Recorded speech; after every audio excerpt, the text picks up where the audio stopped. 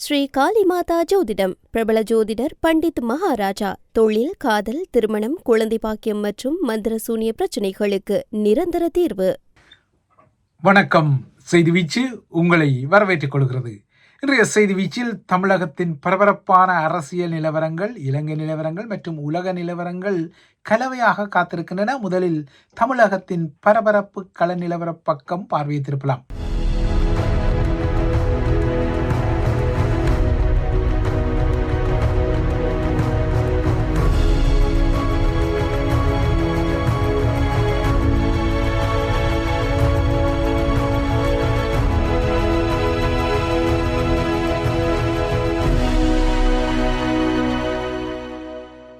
தமிழக வாக்காளர்களின் எந்த ஒரு தரப்புக்கும் முழுமையான அறுதி பெரும்பான்மையை வழங்க விரும்பாத வாக்களிப்பு அல்கோரித முறை இந்த தேர்தலில் நடிகர் விஜயின் தமிழக வெற்றி கழகத்தை தனிப்பெரும் கட்சியாக உருவெடுக்க வைத்தாலும் அந்த மாநிலத்தின் ஆட்சி அதிகாரத்தில் பரபரப்பான ஒரு இழுபறியை கடந்த 2 நாட்களாக உருவாக்கி இன்று முற்பகல் ஒரு முக்கியமான தருணத்தை எட்டியது. அந்த முக்கியமான தருணம் விஜயின் ஆட்சிக்கு ஆளுநர் ராஜேந்திர விஸ்வநாத் அர்லேக்கர் அழைப்பு விடுத்துள்ளதான புதிய தகவல்களுடன் வந்தன. ஆனால் இந்த பதிவு பதியப்படும் வரை அதிகாரபூர்வமாக ஆளுநர் பணியகத்தின் அறிவிப்பு வரவில்லை. எனினும் எந்த நேரத்திலும் இந்த அதிகாரபூர்வமான ஆட்சி அழைப்பு ஆணை வரலாம் என எதிர்பார்க்கப்படுவதால் எல்லோர் கவனமும் இந்த பதிவு பதியப்படும் வரை கிண்டியில் உள்ள ஆளுநர் மாளிகையில் தான் இருந்தன. விஜய் 24 மணி நேரத்துக்குள் 2வது முறையாக இன்று முற்பகல் ஆளுநரை சந்தித்து பேசிய பின்னர் தான் அவருக்கு சி ஜோசப் விஜய் என்னும் நான் என்ற முக்கியமான வரலாற்று தருணத்துக்கான ஒரு வழியை திறந்ததாக கருதப்படுகின்றது.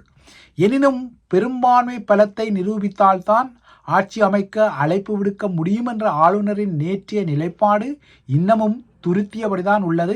ஏனெனில் ஏற்கனவே கூறியது போல இந்த பதிவு பதியப்படும் வரை அதிகாரபூர்வமாக ஆளுநரின் அறிவிப்பு வெளிவரவில்லை இந்த பதவியேற்புக்குரிய விடயத்தில். எனினும் கர்நாடகாவின் முன்னாள் முதலமைச்சர் பொம்மையை தொடர்பான ஒரு வழக்கில் ஒரு மாநிலத்தின் ஆட்சிக்குரிய பெரும்பான்மையை நிரூபிக்க வேண்டிய இடம் அதன் சட்டமன்றம் தானே தவிர ஆளுநரின் பணியகம் அல்ல என உச்சநீதிமன்றம் ஒரு தீர்ப்பை வழங்கியதால் இந்த தீர்ப்பை மையப்படுத்திய சட்ட விதிகளை விஜய் தரப்பு இன்று ஆளுநருடனான 2ஆம் சந்திப்பில் முன்வைத்து அதனூடாக அழுத்தம் கொடுத்ததாக சொல்லப்படுகின்றது. இதனால்தான் ஆளுநர் விஜயின் பதவியேற்புக்கு சம்மதித்ததாக சொல்லப்படுகின்றது. ஆனால் அதிகாரபூர்வமான அறிவிப்பு வரவில்லை இந்த பதிவு பதியப்படும் வரை. ஆளுநர் ராஜேந்தர் அல்கேக்கர் இன்று கேரளாவுக்கு பயணிப்பதால், ஏனென்றால் அவர்தான் கேரளத்தின் ஆளுநரும் கூட, அங்கும் ஒரு ஆட்சி மாற்றம் உருவாகி பதவியேற்பு போன்ற விடயங்கள் எல்லாம் முக்கியமாக இருக்கின்றன. ஆகையால் அவரும் கேரள மாநிலத்தையும் கவனித்துக் கொள்ள வேண்டும். இதனால் அவர் கேரளத்துக்கு புறப்படுவதற்கு முன்னர் விஜய் இறுதி பட்டியலை அளித்ததாக கூறப்படுகின்றது. ஆகையால் எந்தெந்த கட்சிகள் அவருக்கு இறுதி நேரத்தில் ஆதரவை வழங்கியன என்பதிலும் இப்போதைக்கு தெளிவில்லை. எனினும் தமிழக சட்டப்பேரவையின் தற்போதைய ஆட்சி காலம் இன்னும் 2 நாட்களில் எதிரும் 10ஆம் தேதியுடன் முடிவுக்கு வருவதால் மே 11ஆம் தேதிக்குள் புதிய ஆட்சியை அமைத்தாக வேண்டிய நிலையில் இன்று காலை எதிர்பார்க்கப்பட்டது போல விஜயின் பதவியேற்பு இடம்பெறாத நிலையில் அதற்கு பின்னர் புதிய பரபரப்பான விடயங்கள் வந்துள்ளதால் விரைவில் விஜயின் பதவியேற்பு இடம்பெறும் என இப்போது எண்ணப்படுகின்றது. அடுத்து முன்னைய நிலவரங்களின் பாணியில் வந்த செய்திகளின் இல்லையென்றால் பரபரப்பு நகர்வுகளின் மீதான பார்வையை பதிக்கலாம். ஏற்கனவே குறிப்பிட்டது போல இன்று முற்பகல் பதவியேற்கும் வகையில் அந்த விழாவுக்கான பந்தல் மற்றும் மேடை அமைக்கும் பணிகள் நேற்று நள்ளிரவு வரை நேரு உள் விளையாட்டு அரங்கில் பிரம்மாண்டமான முறையில் நடைபெற்றாலும் இன்று காலை அந்த ஏற்பாடுகள் நிறுத்தப்பட்டுள்ளன. இப்போது ஆளுநர் 2வது முறையாக விஜயை சந்தித்து புதிய பரபரப்பு நகர்வுகள் நீட்சியடையும் நிலையில் பதவியேற்பு இடம்பெறலாம் எனத்தான் எதிர்பார்க்கப்படுகின்றது. காத்திருங்கள். இந்த விடயங்களுக்காக ஏனைய விடயங்களை தொடரலாம். இதற்கிடையே விஜய் தரப்பு ஆட்சியை உருவாக்குவதில் ஏற்படும் தாமதத்துக்கு இடையிலான பரபரப்புகளின் வரிசையில் திமுகவும் அதிமுகவும் ஏன் கூட்டணி அரசாங்கம் ஒன்றை அமைக்கக்கூடாது என்ற புதிய பகிர் திட்டங்களும் உருவாகியுள்ளதான கதைகள் எல்லாம் உலாவர ஆரம்பித்து விட்டன. ஆனால் திமுக இந்த செய்தியை மறுத்துள்ளது. இன்னமும் காபந்து முதல்வராக ஸ்டாலின் இருக்கின்றார். அவரை பொறுத்தவரை விஜயின் ஆட்சிக்கு 6 மாதங்களுக்கு இடையூறு செய்வதில்லை என்ற நிலைப்பாடு இருப்பதை அவரது நேற்றைய செவி ஒன்று வெளிப்படுத்தி கொண்டது. எனினும் திமுக அதிமுக கூட்டணி குறித்த கதைகள் இருக்கத்தான் செய்கின்றன. இதற்கிடையே இன்று முற்பகல் மீண்டும் தவிக தலைவர் விஜய் ஆளுநரை தனது சட்ட ஆலோசகர்கள் சகிதம் சந்தித்ததாகவும் தெரிகின்றது. அதே நேரம் கட்சியின் அனைத்து சட்டமன்ற உறுப்பினர்களும் பனையூரில் உள்ள தலைமை செயலகத்திற்கு அழைக்கப்பட்டுள்ளனர். அதிமுகவின் புதிய சட்டமன்ற உறுப்பினர்கள் பலர் திடீரென புதுச்சேரியில் உள்ள தனியார் விடுதிக்கு நேற்றிரவு கொண்டு செல்லப்பட்டனர். இந்த பதிவு பதியப்படும் வரை அவர்கள் அனைவரும் அங்குதான் தங்கியுள்ளனர். இந்த பரபரப்புகளுக்கு காரணங்கள் இருக்கின்றன. அதிமுக அணியில் தவிகவுக்கு ஆதரவு தர வேண்டும் என ஒரு தரப்பும், வழங்கக்கூடாது என இன்னொரு தரப்பும் வாத பிரதிவாதங்களை செய்வதால் மீண்டும் ஒரு முறை பொதுச் செயலாளர் எடப்பாடி பழனிசாமியை இன்னொரு உடவு நிலை அதிமுகவில் அச்சுறுத்திக் கொள்கிறது. எடப்பாடியின் கடப்பாட்டை மீறி சிலர் விஜய் அணிக்கு தாவக்கூடாது என்பதால் அதிமுகவின் புதிய சட்டமன்ற உறுப்பினர்கள் புதுச்சேரிக்கு கொண்டு செல்லப்பட்டு அங்குள்ள விடுதியில் தங்க வைக்கப்பட்டுள்ளதாக தெரிகின்றது. இன்று பிற்பகல் ஏற்கனவே கூறியது போல சென்னையில் பதவியேற்பு விழா இடம்பெறும் என எதிர்பார்க்கப்பட்ட போதும் அது ஒத்திவைக்கப்பட்டமை தமிழக வெற்றி கழகத்தின் உறுப்பினர்களை ஏமாற்றத்துக்கு உள்ளாக்கினாலும் இந்த இழுபறியில் ஒரு இறுதி முடிவை எட்டும் வரை தமது தரப்பு சட்டமன்ற உறுப்பினர்கள் அனைவரும் மாமல்லபுரம் விடுதியை விட்டு அகலாமல் தங்கியிருக்க வேண்டும் என தமிழக வெற்றி கழகத்தின் சார்பில் உத்தரவிடப்பட்டுள்ளதாக தெரிய வருகிறது. இதேபோல தலைவர் விஜய்க்கு கடந்த 2 நாட்களாக வழங்கப்பட்டு வந்த சிஎம் லெவல் எனப்படும் முதலமைச்சர் நிலை வாகன தொடரணியுடனான பாதுகாப்பு நேற்றிரவு மீளெடுக்கப்பட்டது. அவரது நீலாங்கரையில் உள்ள வதிவிடத்தை சுற்றி போடப்பட்டிருந்த பாதுகாப்பு தடுப்புகளும் நேற்று நள்ளிரவுடன் அகற்றப்பட்டு பாதுகாப்புக்காக அதிகம் குவிக்கப்பட்ட காவல்துறையினரும் மீளெடுக்கப்பட்டுள்ளனர். எனினும் இந்த சிறப்பு பாதுகாப்பு ஏற்பாடுகளின் மீளெடுப்புக்கு விஜய் விடுத்த வேண்டுகோள் தான் காரணமே தவிர வேறு ஒருவரும் இந்த பாதுகாப்பை மீளெடுக்கவில்லை என விஜய் தரப்பில் இன்று பகல் சொல்லப்பட்டது. கடந்த 4ஆம் தேதி முதலே விஜயின் பாதுகாப்புக்கு சிறப்பு வாகனங்கள், அதாவது சிஎம் லெவல் கான்வாய் வாகனங்கள் வரவழைக்கப்பட்டிருந்தன. இந்த பாதுகாப்பு வாகனங்கள் இன்று மீண்டும் தலைமைச் செயலகத்தில் நிறுத்தப்பட்டிருப்பதை காண முடிகிறது. விஜயின் பாதுகாப்பு பணிக்காக நீலாங்கரை வதிவிடத்தில் நிறுத்தப்பட்டிருந்த 50க்கும் மேற்பட்ட காவலர்களும் அகற்றப்பட்டுள்ளனர். கடந்த 2 நாட்களாக நீலாங்கரையில் உள்ள விஜயின் இல்லம் பரபரப்பாகவும் பாதுகாப்புடன் இருந்த நிலையில் இன்று காலை அது வெறிச்சோடி இருந்ததை காண முடிந்தது. ஒருவேளை இன்று பகல் தமிழக வெற்றி கழகத்துக்கு இந்திய கம்யூனிஸ்ட் கட்சி, விடுதலை சிறுத்தைகள் ஆகியன ஆதரவு கடிதங்களை வழங்கினால் ஒருவேளை பதவியேற்பு நாளை இடம்பெறலாம் என ஊகிக்கப்படுகிறது. ஆயினும் உறுதிப்பாடுகள் ஏதுமில்லை. விஜயின் முதல்வர் பதவி உட்பட்ட ஆட்சி அதிகார டிஜிட் கேம் எனப்படும் எண்ணியல் ஆட்டத்தின் படி காங்கிரஸ் நேற்று தனது ஆதரவை அதிகாரபூர்வமாக தவிகவுக்கு அறிவித்ததன் பின்னர் தவிகவின் பெரும்பான்மை பலம் எட்டப்படவில்லை என்றாலும் அதன் பலம் 107 சேர்த்து காங்கிரசின் 5 இடங்களையும் இணைத்து கொண்டு 112 உயர்ந்தது. எனினும் ஆட்சி அமைக்க தேவையான பெரும்பான்மையான 118 என்ற டிஜிட் கேம் வெற்றி பெற இன்னும் 6 இடங்கள் தேவைப்படுவதால் ஏனைய கட்சிகளின் ஆதரவு மட்டுமே ஒரே தீர்வாக விஜய் தரப்பிற்கு உள்ளது. இப்போது சிபிஐ, சிபிஎம், விடுதலை சிறுத்தைகள் ஆகிய கட்சிகளின் ஆதரவு தான் உற்று நோக்கப்படுகின்றது. இந்த 3 கட்சிகளும் தங்கள் ஆதரவை விஜய்க்கு வழங்கினால் விஜய்க்கு பெரும்பான்மை கிட்டக்கூடும், ஆட்சி அதிகாரத்தை இலேசாக நிறுவ முடியும். இந்த நிலையில் தமிழக வெற்றி கழகத்துக்கும் தமிழகத்தின் பொறுப்பு ஆளுநர் ராஜேந்திர விஸ்வநாத் அர்லேக்கருக்கும் இடையிலான இருவழிகளும் பாஜகவின் மறைமுக ஆட்டமும் ஆரம்பித்ததாக கூறப்படுகின்றது. விஜய் தனது சகபாடிகள் சகிதம் ஆளுநரை நேற்று சந்தித்தார். 112 ஆதரவு கடிதங்களை அவரிடம் வழங்கினார். ஆட்சி அமைக்க உரிமை கூறினார். எனினும் 118 சட்டமன்ற உறுப்பினர்களின் ஆதரவு கடிதங்களை வழங்கினால் மட்டுமே ஆட்சி அமைப்பதற்கு அழைப்பை விடுக்க முடியும் என்பதில் ஆளுநர் உறுதியாக இருப்பதால் இன்று காலை நடக்கவிருந்த பதவியேற்பு நின்றது. அரசியலமைப்பின் அடிப்படையில் தான் தனது செயற்பாடுகள் இருக்குமே தவிர தனிப்பட்ட ஒருவரின் விருப்பு வெறுப்புக்காக இந்த நகர்வலை செய்ய முடியாது என்பது தமிழக ஆளுநரின் நிலைப்பாடு. ஆனால் அரசியலமைப்பில் 2 வார காலத்திற்கு இந்த பெரும்பான்மையை நிரூபிக்க ஆதரவை வழங்கலாம் ஆளுநர் தரப்பு என்ற நிலைப்பாடும் இருக்கின்றது.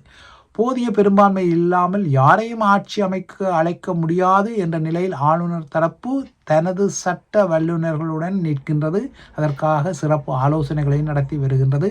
விஜய்க்கு பாஜக தரப்பு மறைமுகமாக நெருக்கடிகளை கொடுப்பதாக நோக்கப்படுகின்றது. இதேபோல விஜய் மீதான வருமான வரி ஏய்ப்பு வழக்கு என்ற முக்கியமான நெருக்கடி நீதித்துறையிலிருந்து வருவதால் விஜய்க்கு எதிரான வருமான வரி ஏய்ப்பு மற்றும் சொத்து விவரங்களை மறைத்ததாக தொடரப்பட்ட மனுவை விசாரணைக்கு எடுத்துக்கொள்ள சென்னை உயர்நீதிமன்றம் இன்று ஒரு உத்தரவை பிறப்பித்துள்ளது. தமிழகத்தில் புதிய ஆட்சிக்கு இவ்வாறாக புதிய நெருக்கடிகள் பரபரப்புகள் எல்லாம் வர பாக்கு நீரிணின் இக்கரையில் உள்ள இலங்கையில் 2 வருடங்களுக்கு முன்னர் புதியதொரு ஆட்சியாக உருவாகிய அனுரவின் தேசிய மக்கள் சக்தியின் டிஜிட்டல் நிர்வாக தவறுகள் மற்றும் பிழைகள் அந்த அரசாங்கத்தை தொடர்ந்து அடித்து வருகின்றன. ஏற்கனவே 2.5 மில்லியன் அமெரிக்க டாலர் இணைய வழியில் திருடப்பட்ட நிலையில் அரசாங்கம் அதில் பெரும் நெருக்கடிகளை எதிர்நோக்கும் நிலையில் இந்த திருட்டுக்கு பின்னர் ஒரு உயர் அதிகாரி தனது நரம்புகளை அறுத்து தற்கொலை செய்து கொண்டுள்ள நிலையில் இப்போது இன்னொரு இணைய பரிவர்த்தனை தவறு காரணமாக அஸ்வெசும பயனாளிகள் எனப்படும் சமூக உதவி கொடுப்பனவர்களில் பலருக்கு அவர்களுக்கு வழங்கும் மாதாந்த உதவித்தொகை 2 முறை வழங்கப்பட்டுள்ளதாகவும், அதாவது இந்த பரிவர்த்தனை மூலம் 500 மில்லியன் ரூபாய் அதிகமாக அரசாங்கம் பயனாளிகளுக்கு வழங்கியுள்ளதான புதிய பரபரப்பு செய்திகள் எல்லாம் வந்துள்ளன. 2.5 மில்லியன் அமெரிக்க டாலர் இணையவழி திருட்டை அம்பலப்படுத்திய சுதந்திர சட்டத்தரணிகள் அமைப்பு தான் இதனையும் அம்பலப்படுத்தியுள்ளது. இதேபோல வீதி அபிவிருத்தி அதிகார சபையின் ஒப்பந்தக்காரர்களுக்கும் 2 முறை தவறுதலாக அதிகமாக பணம் செலுத்தப்பட்ட சம்பவமும் இடம்பெற்றுள்ளது. அன்னொரு அரசாங்கம் நிதி விதிமுறைகளுக்கு புறம்பாக எந்தவித பொறுப்பு கூறலும் இன்றி எந்த ஒரு பொது நிதி கட்டுப்பாடும் இன்றி பொது நிதியை கையாள்வதாக புதிய விமர்சனங்கள் வருகின்றன. இது அனுர தரப்பு தேர்தல் பரப்புரைகளில் கூறிய சிஸ்டம் சேஞ்ச் எனப்படும் முறைமை மாற்ற கொட்டொலியை தொடர்ந்தும் அடித்து வருகின்றது. இதேபோல இலங்கையில் இணையவழி நிதி மோசடியில் ஈடுபட்டதாக ராஜகிரி பகுதியில் அண்மையில் கைது செய்யப்பட்ட 120 வெளிநாட்டு பிரஜைகளுக்கும் திரைசேரியிலிருந்து 2.5 மில்லியன் அமெரிக்க டாலர் கையாடல் செய்யப்பட்ட சம்பவத்திற்கும் தொடர்பு உள்ளதான சந்தேகங்கள் வலுவாகுகின்றன. இதனால் அவர்கள் மீதான விசாரணைகளும் தீவிரப்படுகின்றன. சுற்றுலா விசாக்களில், அதாவது விசிட் விசாக்களில் வந்து நாட்டில் சட்டவிரோத நிதி மோசடியில் ஈடுபட்டதான சந்தேகத்தின் பேர் கைது செய்யப்பட்ட 120 வெளிநாட்டு பிரஜைகள் அனைவரும் நேற்று ஸ்கைப் தொழில்நுட்பத்தின் ஊடாக நீதிமன்ற விசாரணைக்கு உட்படுத்தப்பட்டனர். அனைவரும் ஒன்றடியாக நீதிமன்றத்திற்கு கொண்டு செல்ல முடியாது என்றால் 120 பேரை நீதிபதி முன்னால் தோற்ற வைக்க முடியாது என்பதால் இந்த ஸ்கைப் தொழில்நுட்பம் பயன்படுத்தப்பட்டது. ராஜகிரிய பகுதியில் 49 குடியிருப்புகளை கொண்ட பெரிய அப்பார்ட்மெண்ட் வளாகத்தில் தங்கியிருந்து இந்த மோசடியை செய்த 120 பேரில் சீனா, மலேசியா, வியட்நாம், தைவான், பிலிப்பைன்ஸ் மற்றும் கம்போடியாவைச் சேர்ந்தவர்கள் இருந்தனர். இவர்களில் 30 பேர் பெண்கள். இந்த வளாகத்தில் இருந்த ஏராளமான கணினிகள் ஒன்றுடன் ஒன்று இணைக்கப்பட்டிருந்ததும் இந்த வளாகத்தின் பாதுகாப்புக்காக ஒரு சிறப்பு பாதுகாப்பு அதிகாரி நியமிக்கப்பட்டிருந்தமையும் இப்போது தெரிய வந்துள்ளது. இதற்கிடையே கடவுச்சீட்டுகள் இல்லாத 28 வெளிநாட்டவர்களும் இந்த வளாகத்தில் தங்கியிருந்தமை பெரும் அதிர்ச்சியை உருவாக்கியுள்ளது. சோதனை நடத்தப்பட்ட நேரத்தில் 5வது மாடியில் இருந்த வெளிநாட்டவர்கள் தமது செல்பேசிகள் கணினிகளுடன் தப்பிச் சென்ற விடயமும் இன்னொரு அதிர்ச்சியாக இருக்கின்றது. அடுக்குமாடி குடியிருப்பின் ஒவ்வொரு மாடியிலும் தங்கியிருந்தவர்களுக்கு உணவு மற்றும் சேவைகளை வழங்குவதற்காக மாடி வாரியாக தனித்தனி ஊழியர்கள் எல்லாம் நியமிக்கப்பட்டமை ஒரு மாபியா வலையமைப்பை அம்பலப்படுத்துகின்றது. ஒரு மாடியின் ஊழியர்கள் மற்ற மாடிக்கு செல்ல முடியாத வகையில் இந்த மாபியா பாதுகாப்பு எல்லாம் அந்த அப்பார்ட்மெண்டில் பேணப்பட்டிருக்கின்றது. பல சந்தேக நபர்களிடம் கடவுச்சீட்டுகள் இல்லாதால் இப்போது அரசாங்கம் அவர்கள் எந்த தேசியத்தைச் சேர்ந்தவர்கள் என்பதில் பெரும் சிக்கலை எதிர்நோக்குகின்றது. இவர்கள் அனைவரும் மே 15 வரை நீதிமன்ற காவலில் வைக்க உத்தரவிடப்பட்டுள்ளது. அவர்களின் பிணை கோரிக்கைகள் நிராகரிக்கப்பட்டுள்ளன. இவை இலங்கை விடயங்கள். இறுதியாக மத்திய கிழக்கு மற்றும் உலக நிலவரங்களை நோக்கிக் கொண்டால் ஹோர்மோஸ் நீரிணையின் பாதுகாப்புக்கு பிரான்சும் பிரித்தானியாவும் நடவடிக்கைக்கு தயாராகின்றன. அந்த வகையில் பிரான்சின் விமானந்தாங்கி கப்பலான அணுசக்தியால் இயங்கும் ஷார்ல் டி கோல் விமானந்தாங்கியும் அதன் பாதுகாப்பு கலங்களின் அணியும் தற்போது செங்கடலுக்குள் நகர்ந்து ஹோர்மோஸை அண்மிப்பதாக பிரெஞ்சு அரசு தலைவர் இமானுவேல் மேக்ரான் தெரிவித்திருக்கின்றார். நேற்று ஈரான் தரப்புடன் பேசிய மேக்ரான் ஹோர்மோஸில் எந்த தடைகளுமின்றி கடல் போக்குவரத்து இடம்பெறுவதற்கு முற்றுகைகள் நிறுத்தப்பட வேண்டும் என அமெரிக்காவையும் ஈரானையும் வலியுறுத்தி இருக்கின்றார். எனினும் அமெரிக்கா இந்த முற்றுகையை தொடர்கின்றது. ஈரானிய துறைமுகங்கள் மீதான அமெரிக்க முற்றுகையை மீறி பயணிக்க முயன்றதான ஒரு கப்பல் ஓமான் வளைகுடாவில் நேற்று அமெரிக்க விமானம் ஒன்றால் தாக்கப்பட்டது. குறித்த கப்பலின் சுக்கான் பகுதியை, அதாவது ப்ரொப்பலர் பகுதியை அமெரிக்காவின் தண்டர்போல்ட் போர் விமானம் சுட்டு தகர்த்துள்ளது. ஈரான் ஒரு உடன்பாட்டுக்கு அண்மிப்பதாக குறிப்பிட்ட அமெரிக்க அரசு தலைவர் ட்ரம்ப், ஈரான் இந்த உடன்பாட்டுக்கு இறுதி நேரத்தில் ஒப்புக்கொள்ளவில்லை என்றால் குண்டுவீச்சுகள் மிக தீவிரமாக இடம்பெறும் எனவும் எச்சரித்துள்ளது. இதற்கிடையே லெபனான் இஸ்ரேலிய போர் நிறுத்தத்துக்கு பின்னர் முதன்முறையாக லெபனான் தலைநகர் பெய்ரூட்டில் இஸ்ரேல் தாக்குதல் நடத்தியுள்ளது. ஹிஸ்புல்லாவின் ரத்வான் படையுடைய மூத்த தளபதி மாலிக் பல்லூட் இந்த தாக்குதலில் கொல்லப்பட்டுள்ளார். இஸ்ரேலுக்கும் லெபனானுக்கும் இடையே ஏப்ரல் 17 அன்று போர் நிறுத்தம் அறிவிக்கப்பட்ட பின்னர் நடந்துவிட்ட முதலாவது தாக்குதல் இதுவாகும். இதேபோல பிரித்தானிய நிலவரங்களில் 2024 அங்கு பொது தேர்தல் இடம்பெற்ற பின்னர் ஆளுந்தரப்புக்கு சவாலாக இருக்கக்கூடிய உள்ளூராட்சி வாக்குப்பதிவு தற்போது இடம்பெற்று வருகின்றது. ஸ்கொட்லாந்து மற்றும் வேல்ஸிலும் அதன் லோக்கல் அசம்பிளி எனப்படும் அதன் நாடாளுமன்றங்களுக்கான வாக்களிப்பும் இடம்பெறுகின்றது. இந்த வாக்களிப்பு ஆளுங்கட்சிக்கு பெரும் சவாலை உருவாக்கக்கூடும் என எதிர்பார்க்கப்படுகிறது. இவைதான் ஐபிசி தமிழின் செய்திவீச்சு. தொடர்ந்தும் ஐபிசி தமிழுடன் இணைந்திருங்கள்.